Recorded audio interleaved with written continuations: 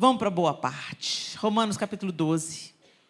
Esse texto que é tão conhecido da gente e que hoje a gente vai ler na nova versão transformadora, a NVT. Romanos 12.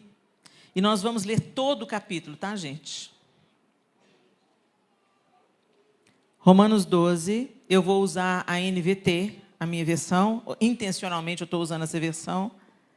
Se você não tem essa versão e não for possível projetar, eu quero que você fique ligada. A partir do verso 1, o texto que o apóstolo Paulo escreve à igreja em Roma, diz: portanto, irmãos, suplico-lhes que entreguem seu corpo a Deus por causa de tudo que Ele fez por vocês. Que seja um sacrifício vivo e santo, do tipo que Deus considera agradável. Essa é a verdadeira forma de adorá-lo. Não imitem o comportamento e os costumes deste mundo, mas deixem que Deus os transforme, por meio de uma mudança em seu modo de pensar, a fim de que experimentem a boa, agradável e perfeita vontade de Deus para vocês. Com base na graça que recebi, dou a cada um de vocês a seguinte advertência: não se considerem melhores do que realmente são. Antes, sejam honestos em sua autoavaliação, medindo-se de acordo com a fé que Deus nos deu. Da mesma forma que nosso corpo tem vários membros e cada membro uma função específica, assim é também com o corpo de Cristo. Somos membros diferentes do mesmo corpo e todos pertencemos uns aos outros. Deus, em sua graça, nos concedeu diferentes dons. Portanto, se você tiver a capacidade de profetizar, faça-o de acordo com a proporção de fé que recebeu. Se tiver o dom de servir, sirva com dedicação. Se for mestre, ensine bem. Se seu dom consistir em encorajar pessoas, encoraje-as. Se for o dom de contribuir, dê com generosidade. Se for o de exercer liderança, lidere de forma responsável. E se for o de demonstrar misericórdia, pratique-o com alegria. Amem as pessoas sem fingimento. Odeiem tudo que é mal. Apeguem-se firmemente ao que é bom. Amem-se com amor fraternal e tenham prazer em honrar uns aos outros. Jamais sejam preguiçosos, mas trabalhem com dedicação e sirvam ao Senhor com entusiasmo. Alegre-se em nossa esperança. Sejam pacientes nas dificuldades e não parem de orar. Quando membros do povo santo passarem por necessidade, ajudem com prontidão. Estejam sempre dispostos a praticar a hospitalidade. Abençoem aqueles que os perseguem, não os amaldiçoem, mas orem para que Deus os abençoe. Alegrem-se com os que se alegram e chorem com os que choram. Vivam em harmonia uns com os outros. Não sejam orgulhosos, mas tenham amizade com gente de condição humilde. E não pensem que sabem tudo. Nunca paguem o mal com o mal. Pensem sempre em fazer o que é melhor aos olhos de todos. No que depender de vocês, vivam em paz com todos. Amados, nunca se vinguem. Deixem que a ira de Deus se encarregue disso, pois assim dizem as Escrituras: a vingança cabe a mim, eu lhes darei o troco, diz o Senhor. Pelo contrário, se seu inimigo estiver com fome, dê-lhe de comer. Se estiver com sede, dê-lhe de beber. Ao fazer isso, amontoará brasas vivas sobre a cabeça dele. Não deixem que o mal os vença, mas vençam o mal, praticando o bem. Senhor, essa é a tua palavra verdadeira, eficaz, mais cortante que espada de 2 gumes. Nós agradecemos pela tua palavra, pelo privilégio que nós temos de poder nos reunir e meditar sobre a tua palavra nessa noite. Fala conosco como um todo, como um corpo, mas também fala conosco na nossa individualidade, nas nossas questões, naquilo que o Senhor conhece de tão íntimo de cada um aqui. Toca-nos, Espírito Santo, e não nos deixe entregues a nós mesmos, mas que pelo teu poder, a tua palavra nos penetre e nos transforme, para a glória do teu nome, em nome de Jesus. Amém. Nós gostamos muito e lemos com frequência e sabemos de cor os primeiros versículos de Romanos 12. Eu gosto muito de pensar, gente, que o apóstolo Paulo foi chamado pelo próprio Deus para ser apóstolo de Cristo aos gentios.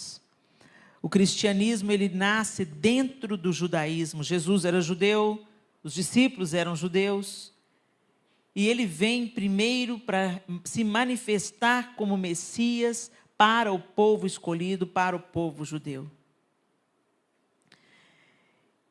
Mas os seus não o receberam, bendito seja Deus, porque assim o evangelho chegou até nós. Então Deus envia os seus apóstolos. Ele já tinha dito para Pedro, quando Pedro tem aquela visão do lençol, vocês se lembram? Do lençol com vários animais, e o Senhor fala, mata e come, e Pedro fala, como é que eu vou comer? Ali tinham animais que para o judaísmo eram imundos, que não era adequado comer, e o Senhor falou, não chame de imundo o que eu purifiquei, né? O que Deus purificou. Então, ali Pedro estava tendo um insight, que o evangelho de Jesus Cristo não era restrito aos judeus, mas era para ser expandido aos gentios, ou aqueles que não eram judeus.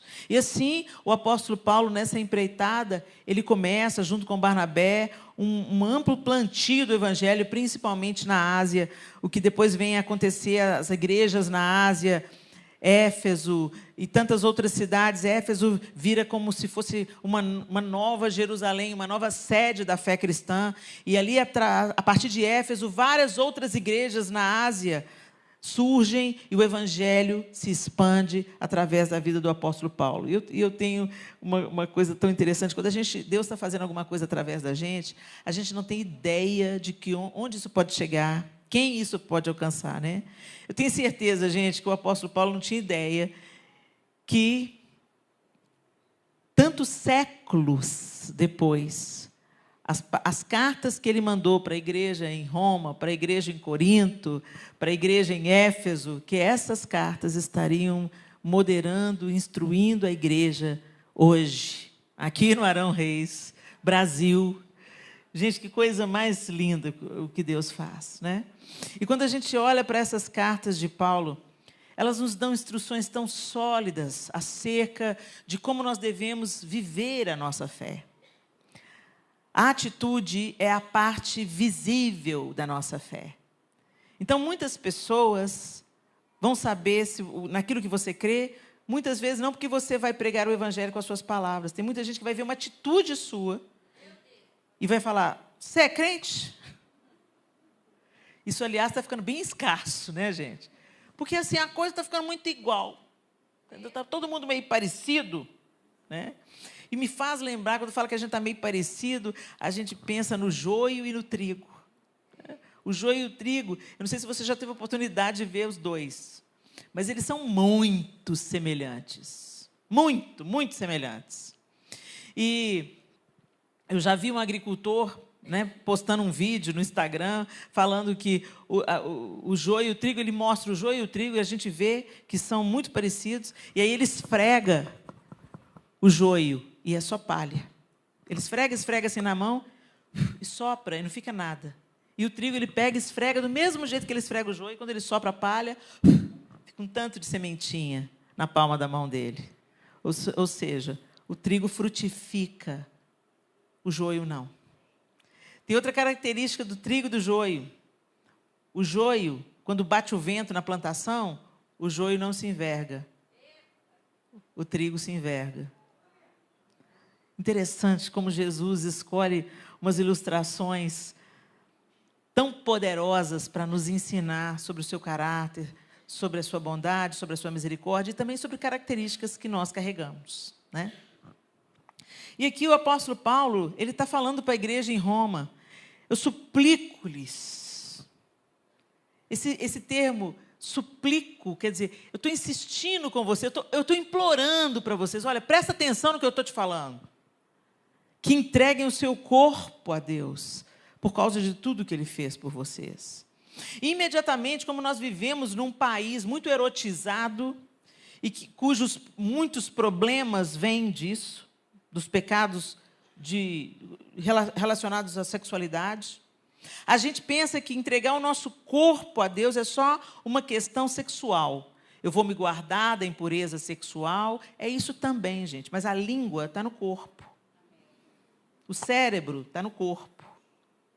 As mãos, os pés estão no corpo. Então, não necessariamente, ou nem tudo que se relaciona ao corpo é só sexualidade. É sexualidade também, inclusive. Mas ele está falando, entreguem o seu corpo a Deus por causa de tudo que Ele fez por vocês. Hoje a gente está vivendo um tempo muito desafiador, porque é um tempo de relativismo moral muito grande. Então, aqueles absolutos que eu experimentava na minha infância não existem mais. A gente sofreu uma degradação moral muito rápida. E a gente tem que se lembrar também que a nossa fé, ela não é só sobre moralidade. Porque quando a gente pensa na fé da gente só como uma estrutura moral, ela está assim, muito ligada à religiosidade. Ou seja, eu cuido do verniz, daquilo que parece santo. Mas, na verdade, o meu coração não é transformado. E na primeira crise que tiver, o que está dentro derrama. O que está dentro vem para fora. Então, na verdade, o que o Senhor quer fazer é mudar dentro. E uma vez que Ele mudar dentro, tudo que vai ser derramado é bom. Agora, quando você se preocupa só com os preceitos morais, você mesmo faz uma obra externa que maqueia muitas vezes o seu coração não mudado. E por que eu estou falando isso, gente? Porque isso nos impede de florescer. Isso nos impede de verdadeiramente frutificar. O que faz uma árvore florar e depois frutificar é a essência dela. É a natureza dela. Você não vê uma árvore pelejando, gritando, gemendo para dar fruto. Alguém aqui já viu uma mangueira berrando? Na estação apropriada, enche de florzinha, depois vem fruto. Não é? E é isso que o Senhor quer fazer em nós. Passar para a natureza dele, para a nossa natureza, a fim de que a gente floresça e dê frutos. E que o nosso fruto permaneça. Mas a gente é tão especialista em fruto de plástico. E os frutos de plástico, gente, hoje em dia, então, né, eles são tão perfeitos. Você olha para eles, você pode ser enganada. Eu tinha, por muito tempo na minha casa, limão siciliano de plástico, que eu trouxe dos Estados Unidos, uma das viagens que eu fui ministrar lá. Eu achei lindo, tão perfeito, comprei e pus na minha fruteira. Uma amiga minha achou que era de verdade. Ela falou, gente, mas, Helena, você tem dinheiro pra caramba, toda vez que eu venho aqui, você está comprando limão siciliano é muito caro. Eu falei assim, vai lá para você ver.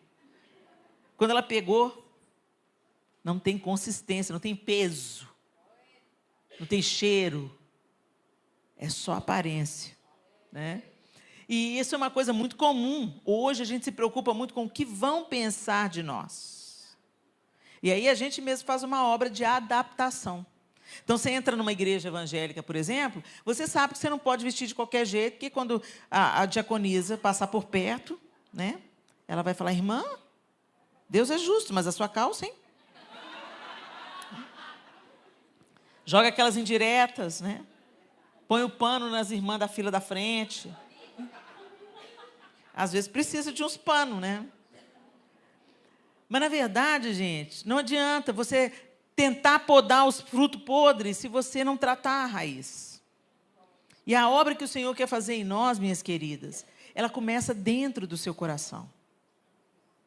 Porque o nosso pecado, gente, a gente pode enganar todo mundo lá de fora, mas Deus sonda os corações. Deus vê quem a gente é de verdade, sem máscara, sem maquiagem. Sabe como? Ele vê os seus pensamentos. Ele sabe aquela irmã que você está com vontade de dar uma voadora nela. Ele sabe o que você pensa do seu marido quando ele te passa raiva. Ele escuta os seus pensamentos. Quando a irmã, que agora chegou na igreja, tem 1 ano, Deus promove ela, você já está agarrada no ódio. Deus sabe, gente. Deus vê. E o apóstolo Paulo, ele está falando para a igreja em Roma, e está falando para nós hoje: entreguem o seu corpo a Deus por causa de tudo que Ele fez por vocês. Entrega. Entrega. Para de querer manipular as pessoas por uma pseudo-retidão moral. Peça para Deus mudar o seu interior. Entrega. Entrega fala de rendição. Entrega fala de sacrifício. Entrega fala de tirar a mão. Entrega fala de: Senhor, eu não consigo fazer sozinha. Entreguem seu corpo a Deus por causa de tudo que Ele fez por você. Que seja um sacrifício vivo e santo, do tipo que Deus considera agradável. Ou seja, quando você pensa em primeiro lugar em agradar a Deus e não em ser aprovado pelos outros. Inverte essa ordem, gente. A gente se ocupa tanto do que é aparência, do que é finança, do que é material, sabe? A gente se ocupa muito disso, mas a palavra de Deus fala: buscai, pois, em primeiro lugar o reino de Deus, a sua justiça, as demais coisas serão acrescentadas. Mas a gente inverteu a ordem, a gente quer as demais coisas. E depois, o reino de Deus e a sua justiça. Não vai rolar. Não vai rolar, gente. Por isso, muitas vezes, você às vezes está há anos dentro da igreja, lidando com os mesmos problemas, reincidindo nos mesmos pecados, se ressentindo da bondade de Deus na vida do outro, da manifestação da graça do Senhor na vida da outra, Deus está levantando a outra, e eu? Eu nada. Depois fala que Deus não tem filho favorito. Não, definitivamente, Deus não tem filhos favoritos, mas certamente tem aqueles filhos que preferem Deus do que qualquer outra coisa. E esses que preferem Deus do que qualquer outra coisa, eles vão se demorar à mesa. E quando você se demora à mesa com seu pai, você sabe coisas sobre ele que nenhum dos seus irmãos sabe. Você conhece histórias dele que nenhum dos seus outros irmãos conhecem. Você cria intimidade com seu pai. E você desenvolve uma intimidade, uma conexão com seu pai, que os outros irmãos não têm. Mas é porque o pai ama mesmo? Não, o pai ama todos. Põe a mesa para todos. Tem comida para todos. Mas são poucos aqueles que permanecem à mesa do pai. Muitas vezes eles vêm porque o pai é um caixa. Passa o cartão: pai, provê. Pai, cura. Pai, liberta. Pai, transforma. Pai, me dá um filho. Pai, me dá um marido. Pai, conserta minha vida. Pai, me dá um emprego. Gente, não é essa relação que Jesus veio reconstruir entre nós e o Pai. As demais coisas serão acrescentadas. Mas a gente inverteu definitivamente a polaridade. A gente tem um relacionamento com Deus totalmente utilitarista. A gente abraça a Deus revistando os bolsos dele. O que você trouxe para mim?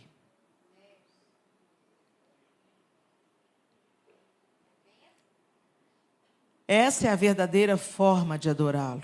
Um sacrifício vivo, santo. Não imitem o comportamento e os costumes deste mundo, mas deixem que Deus os transforme por meio de uma mudança em seu modo de pensar. Gente, mais uma área que a gente pensa que é sobre imitar o jeito do mundo. Muita gente demoniza as paredes pretas, né? Parede preta. É o mundo entrando na igreja. É o mundo entrando na igreja, é esse seu julgamento se achando melhor do que o outro. Isso é julgamento. Às vezes a gente, é o tal negócio, a gente põe os olhos, mais uma vez, nas coisas aparentes.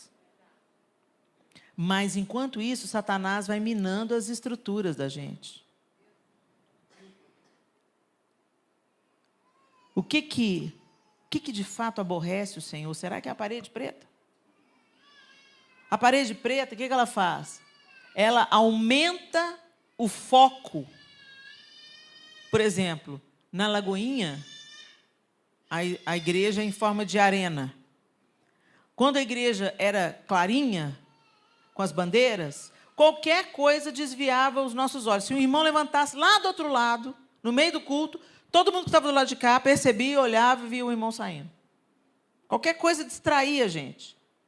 Quando tudo está escuro, tudo está preto, e só o painel lá está aceso, o meu olhar é chamado para lá, é atraído para lá. Ah, a estratégia é boa, não é? Não sei. É para a igreja, não é? Não sei, mas o que funciona, funciona. O foco se mantém lá. Para a filmagem, fica muito melhor.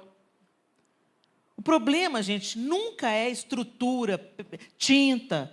O problema é o coração por trás da motivação. E isso aí é Deus que julga. Porque Deus conhece e sonda os corações.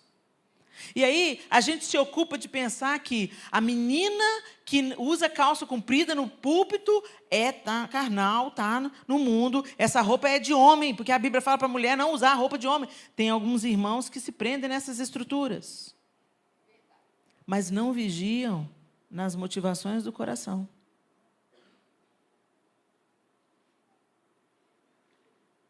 Não amam, não perdoam. Restringem pessoas que Deus podia usar. Nós colocamos rótulos em todo mundo. E quem fazia isso muito bem eram os fariseus.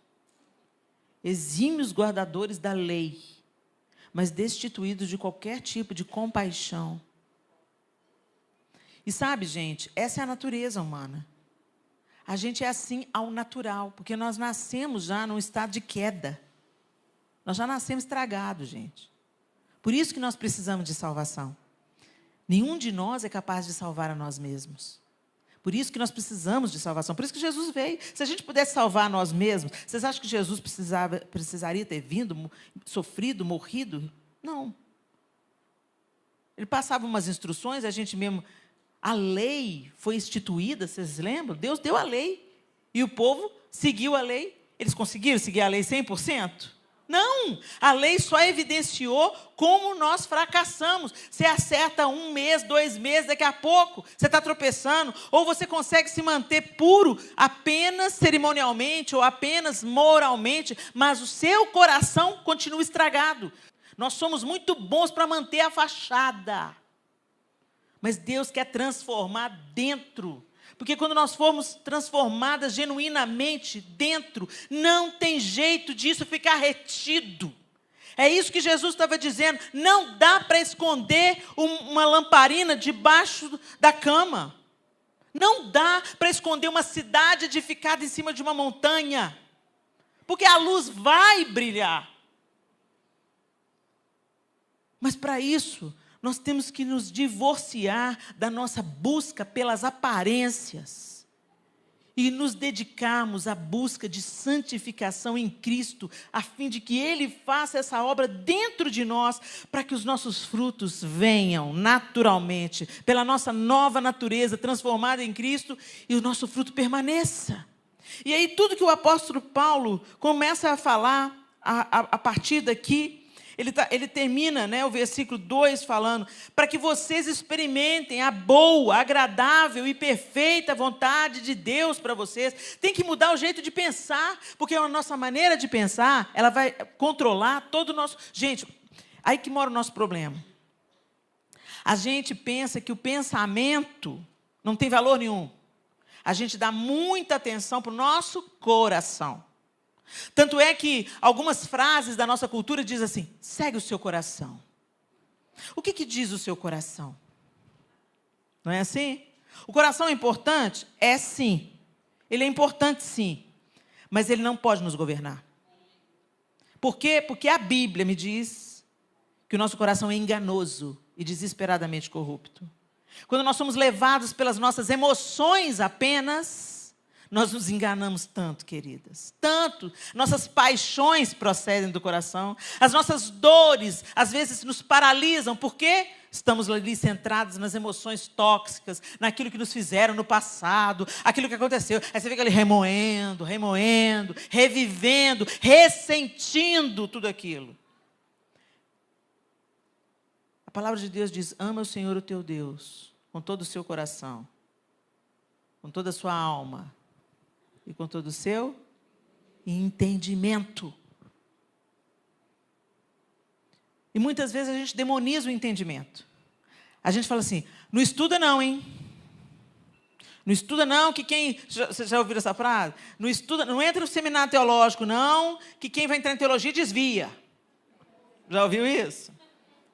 Ou então fala assim, né? Isso acontecia muito na época que eu era criança. Não lê muito a Bíblia não, que quem lê a Bíblia fica doido. Né? E aí, o que a gente faz? A gente converte, faz, né? Aceita Jesus, passa pelo discipulado da igreja, tudo, mas parou por aí. E os livros que você lê na Bíblia? Salmo e Provérbio. Quando eu estava para casar, Cantares. Só isso, irmã? Ah, não, eu já li Mateus, Marcos, Lucas e João. Ó, que benção, leu os evangelhos? Li, mas é tudo igual, né? E só. E Levítico, misericórdia. E Números, não, nem pensar, não entendo nada. Ô, gente, a palavra de Deus, de Gênesis a Apocalipse, ela é uma narrativa única sobre a história de Deus. E se você não vai ler a história de Deus, de Gênesis a Apocalipse, qualquer coisa entra no lugar. E você customiza Deus. E você pensa que Deus é aquele Deus que você imagina que mais parece com o Papai Noel do que com o Deus da Bíblia. E aí, quando a coisa não acontece do jeito que você queria, você começa a ficar revoltado. Por quê? Porque Deus falhou comigo. Deus não falou com você, não. Você já leu a Bíblia? Você já viu como é que ele age? Você sabe como é que ele pensa? Você sabe quais os atributos que ele tem? Você sabe qual que é o caráter de Deus? As características dele? Você já viu ele bravo? Você já viu ele irado? Você já viu? Você conhece seu pai mesmo? Não, não conheço, não. Eu customizei ele. Isso tudo porque se demoniza o entendimento. Por isso que o apóstolo Paulo está dizendo aqui, muito claramente, transforme por meio de uma mudança do seu modo de pensar. Você precisa de conhecer o Deus da Bíblia, não o Deus que você imagina. A justiça é a justiça de Deus, não a justiça dos homens, não a justiça que você acha que é justiça. Gente, nos últimos dias, muitos apostatarão da fé. Por quê? Porque vão se decepcionar com Deus. Talvez você já começou a ouvir umas frases por aí. Ah, não, se Deus é esse que manda para o inferno, então eu quero para o inferno, não quero para o céu, não. Ah, não, porque o meu Deus, não tem o meu nem o seu, querido, tem o Deus da Bíblia. Tem o Deus que está assentado em um alto sublime trono, o Criador de todas as coisas. E tem um livro que conta a história dele, quem ele é, todas as características dele, sua bondade, sua misericórdia, sua ira, seu vigor, sua força, seu poder, sua autoridade, está tudo na Bíblia. Mas a gente não conhece. Por quê? Porque a gente demoniza o entender. Mas primeiro a gente tem que entender, para depois a gente ser. Você não vai amar genuinamente o que você não entende, o que você não conhece. Você vai criar uma fantasia, você pode até se apaixonar por uma fantasia que você cria. Já viram aquelas meninas? A mãe fala, não casa não. Ela fala, ele é o meu príncipe. Ele é lindo, ele é carinhoso. E a mãe já está vendo, já está sacana do cara. Mas ela está movida pela paixão. Quando a gente se apaixona, a gente cria uma imagem. A gente imagina o cara. A gente ignora os defeitos dele. Mas ele apertou meu braço, porque ele é muito zeloso. Ele apertou seu braço, está roxo, os 5 dedos dele estão no seu braço. Ele é muito zeloso. Eu também vacilei. Aí, quando ele vai bater na cara, vai atrás da Maria da Penha. Sua mãe falou, o pastor falou, o discipulador falou, o bairro inteiro falou. Mas você falou assim, não, eu mudo ele. A paixão faz isso com a gente. A paixão faz a gente imaginar uma coisa que não é. A paixão é a carência, né? Faz a gente imaginar uma pessoa que não existe. Por isso que nós precisamos de conhecer. Minimamente. Para você amar o Senhor, você precisa conhecê-lo. E quanto mais você conhece, mais você ama. Quanto mais você compreende como Deus é, mais você é grato pela misericórdia, pela graça, pelo favor, mais você se apaixona por Ele, no bom sentido. Mais você se rende, mais você se entrega. E mais isso te transforma de dentro para fora.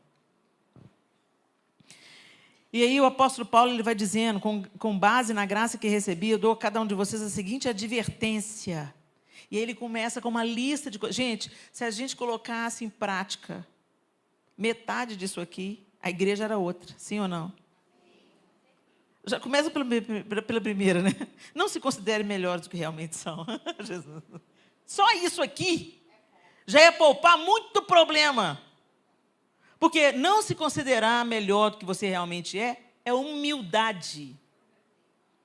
Você tem, não é o espírito de coitadismo, não. Oh, eu não sou ninguém. Aí tem orgulho aí também.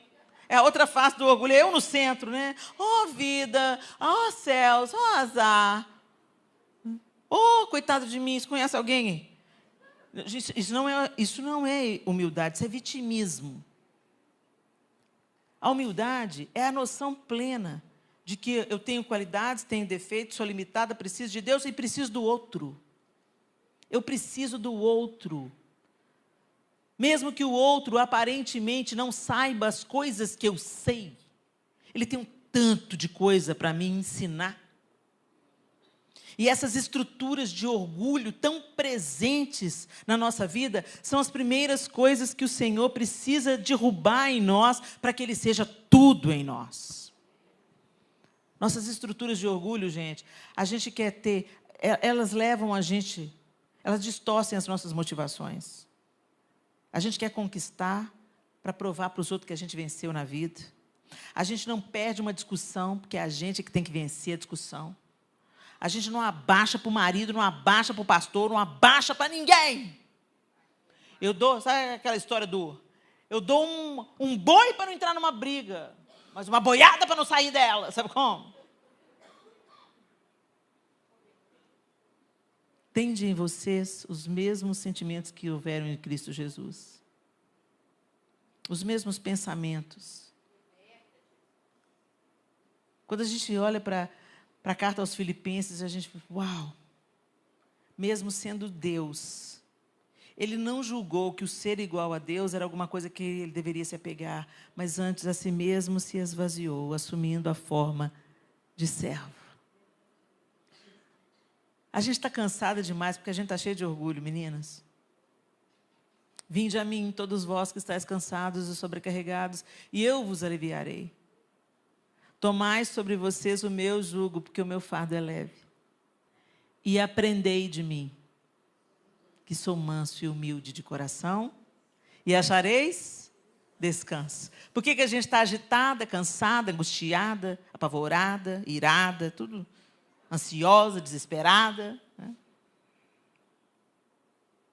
Gente, não tem ninguém que eu conheço hoje em dia, que eu converso hoje em dia, que fala assim, está tudo maravilhoso, o mundo é bonito, está tudo legal, Deus é bom. Ninguém! Todo mundo assim, ai, que mundo difícil, né? Nossa, está difícil demais. Você viu na Ucrânia? Você viu Israel? Você viu as notícias? Você viu agora a nova aí? Que as bolsas estão tudo despencando? Meu Deus, e agora como vai ser? Vão lastrear pelo ouro? Ai, vai ser uma moeda única. Está vendo o anticristo? Está vendo aí? Gente, é tudo verdade. Mas está tudo na Bíblia. Não é para a gente estar espantado, não. É? Nem atribulado, nem angustiado. O que vai ser de nós? Vamos juntar comida. Vamos mudar para o mato. Ô, gente, o chão abre em qualquer lugar, tá? Até debaixo do bunker. Um bunker pode ser engolido pela terra, assim, ó. Não tem bunker que vai proteger o mundo da ira do cordeiro, não, gente. Nossa ocupação é estar em Cristo. Estar nele, viver nele, se mover por ele. Mas para isso a gente tem que transformar a nossa mente. E aí eu quero te fazer a pergunta da noite. Depois disso tudo que eu falei aqui, Depois de tudo que o texto diz, eu não vou ficar indo versículo por versículo, gente, porque mais claro do que isso, só se eu desenhar. Como é que você vive o seu dia? Não é para você me responder, é para você pensar. Como é que são os seus dias? Como é que é a sua rotina? Como você vive os seus dias? Você vive a sua vida. Às vezes a gente pensa assim, eu vou separar um tempo para o Senhor. Eu vou jejuar. Eu vou orar. E, sabe, a gente faz um planejamento, sabe? Eu vou fazer tal e tal curso. Nada disso está errado. Mas o que vai determinar como você vai viver até o último dia da sua vida é como você vive o seu dia de cada vez. O que é a nossa vida? A soma dos nossos dias. Não são os dias extraordinários. Não é o dia da festa, o dia do casamento. Esse aí acontece o dia que os filhos nasceram. Um dia especial, o dia que eu casei com o João. O dia que a Clara nasceu, o dia que o Miguel nasceu, que o Arthur nasceu, a Sofia nasceu. Dias extraordinários, o dia dos nascimentos dos meus filhos. Eu tenho 56 anos. Vai fazendo a conta aí, João, quantos dias eu tenho?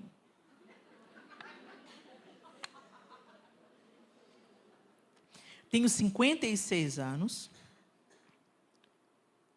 Então, eu vivi quantos dias, meu bem? Cerca de 20.500 dias. Os dias mais especiais da minha vida. O dia que Jesus entrou na minha vida. O dia que eu casei com o João. O dia que eu tive meus 4 filhos. O dia do casamento do Miguel foi um dia extraordinário. O dia do casamento do Arthur, um dia extraordinário. Ganhei mais 2 filhas. O dia do nascimento do Tito, um dia inesquecível. 9 dias. 20.000? 9 dias extraordinários, memoráveis, intensos, majestosos, que geraram uma série de outros desdobramentos nos meus dias. Mas a maioria dos meus dias foram feitos de mamadeiras, fraldas, vassouras, arrumação, música,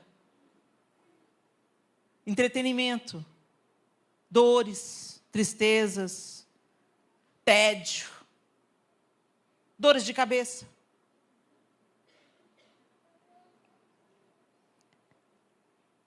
Nesses tantos dias que você tem vivido, quantas vezes você leu a Bíblia? Quantas orações você fez? Quantas vezes você experimentou um momento assim memorável no seu secreto com Deus? Aquele dia assim que Ele mudou o rumo, curou uma ferida, mudou o destino. Vocês estão entendendo, gente? É mais importante a gente viver um dia de cada vez, com Deus no centro dele. A nossa vida, gente, deve orbitar em torno do Senhor. Abrir o olho, Senhor, obrigada. Sabe por que você deve dizer obrigada quando você abre o olho? Porque você só abriu porque Deus permitiu. Você só tem vida porque Deus te dá vida. Por isso que não dá para dizer, sabe? Meu corpo, minhas regras. Não, meu bem, o seu corpo não é seu. Porque você não dá ordem ao seu cérebro, nem aos seus pulmões. Não é você que mantém o ritmo do seu coração batendo. É o Deus criador de todas as coisas que te dá fôlego de vida. Por isso que quem peca contra o próprio corpo, peca 2 vezes.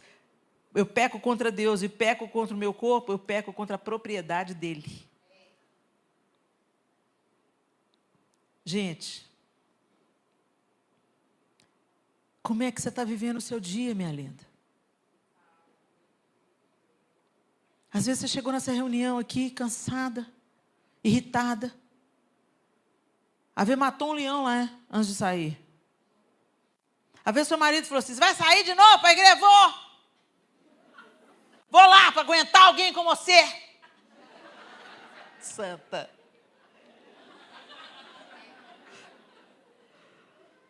sai bater na porta, sai bater no pé. Aí chega na igreja, põe a máscara. Paz do Senhor. Gente, o Senhor não chamou a gente para viver uma vida de aparência, minha linda. O Senhor quer mudar a nossa essência. O Senhor quer ajustar os parafusos no nosso dia a dia. O Senhor quer que você viva uma vida, não uma vida pesada, sabe? Controlando cada atitude sua, mas se rendendo e deixando Ele fazer em você. Chama o Espírito Santo. Espírito Santo, o Senhor sabe, né? O Senhor sabe, mas eu vou dizer, porque eu preciso dizer, porque isso é bom para mim, Espírito Santo. Olha, estou a fim de dar uma voadora no fulano. Estou a fim de fazer a oração da vingança, Senhor. Oh, Deus, salve e promove. Ultimamente a gente está orando assim, né, gente? Deixa para lá. Mas não é essa a vontade de Deus, gente. A vontade de Deus, o Senhor sabe a carne de pescoço que eu sou, Jesus. Vem cá, Jesus, chega perto. Chega junto. E me amacia. Me ensina como é que é ser mansa, Jesus. Eu não sei.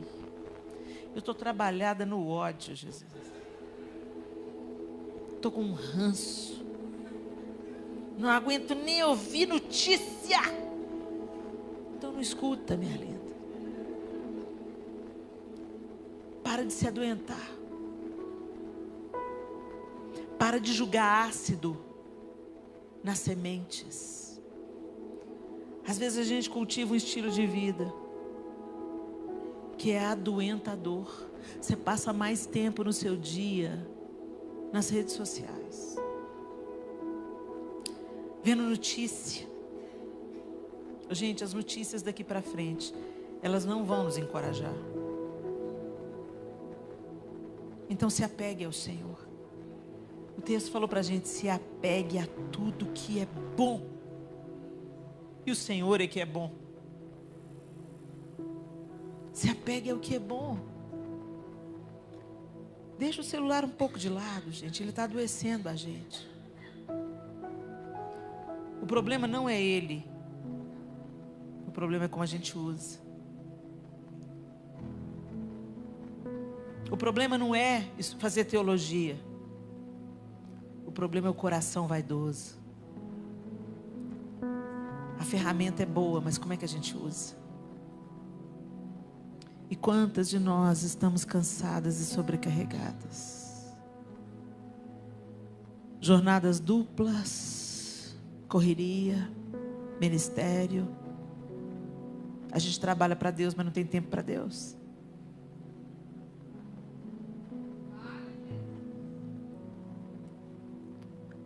A gente dá o melhor para quem a gente nem conhece. E os restos para aqueles que Deus nos entregou. Nosso estilo de vida, o nosso dia a dia está doente, gente. Por que você está fazendo as coisas que você faz, do jeito que você faz? Você está querendo impressionar quem? A gente abraçou um estilo de vida totalmente distanciado daquilo que Deus desenhou para nós.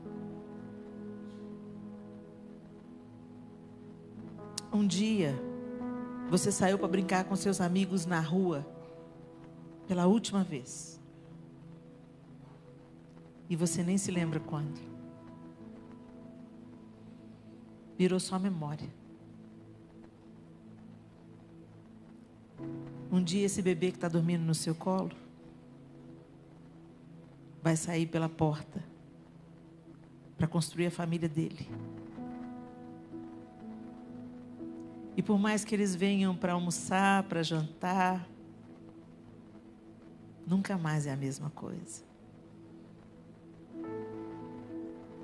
Um dia todos os filhos não vão estar mais em casa à tarde. Um dia a mãe idosa que hoje está te cobrando muita atenção e paciência, não vai ligar mais. A gente está correndo atrás do quê? do vento. Passamos a achar coisas valiosas, enquanto pessoas perderam o valor.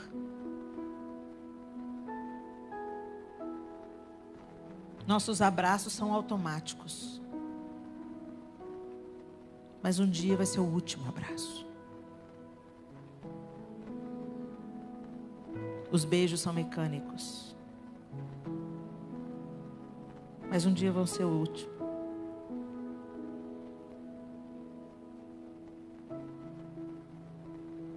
O que nós estamos deixando na vida das pessoas?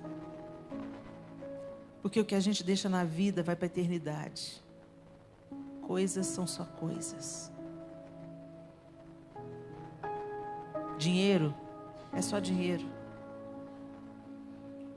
Todo o dinheiro do Steve Jobs não pôde curar o câncer dele.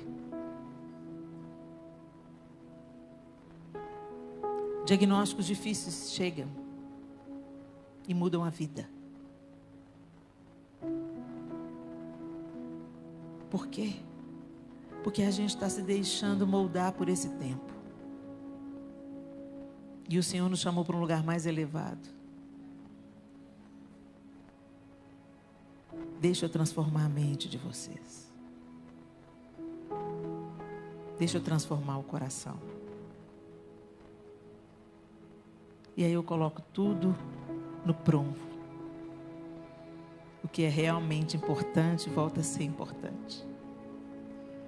E vai para a eternidade. Depois que a gente parte, fica sentido, fica significado, fica um legado de amor. Há quantos anos o apóstolo Paulo morreu? Olha a vida dele aqui, ministrando as nossas vidas. Não inverta a ordem. Em primeiro lugar, o reino de Deus, a sua justiça. Busca o reino de Deus, viva o reino de Deus, desfrute o reino de Deus, propague o reino de Deus, ande no reino de Deus, anuncie o reino de Deus e a sua justiça. As demais coisas vêm e vão. Elas são acrescentadas, a gente pode desfrutar delas alegremente, mas elas não nos possuem. Porque nós possuímos, pertencemos a Deus. As coisas passam pela vida, cumprem um propósito. Mas pessoas passam pela vida, deixam a marca delas em nós. E nós deixamos nelas.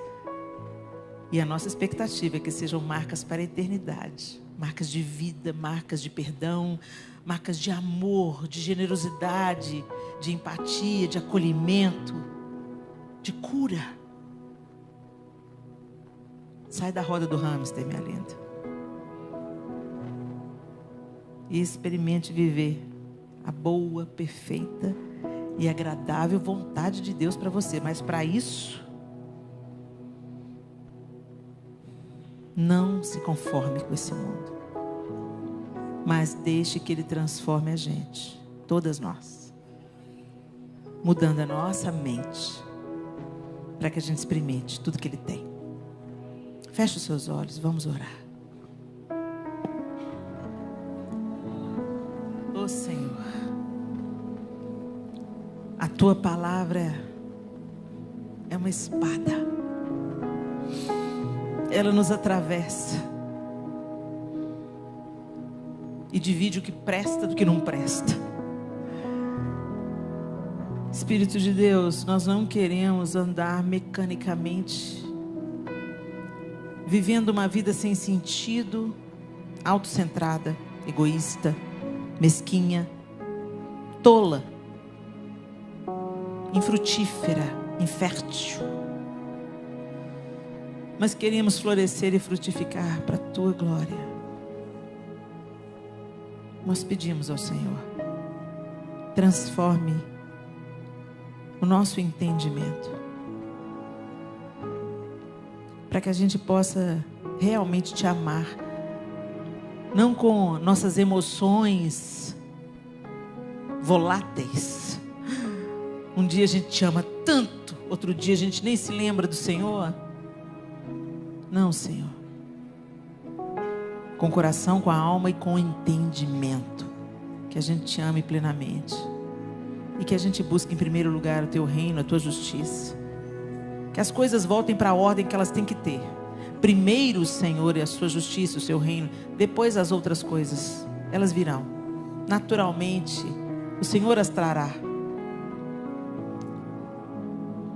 Nos ajuda a contar os nossos dias. Nos ensine a contar os nossos dias. Para que a gente realmente alcance um coração sábio.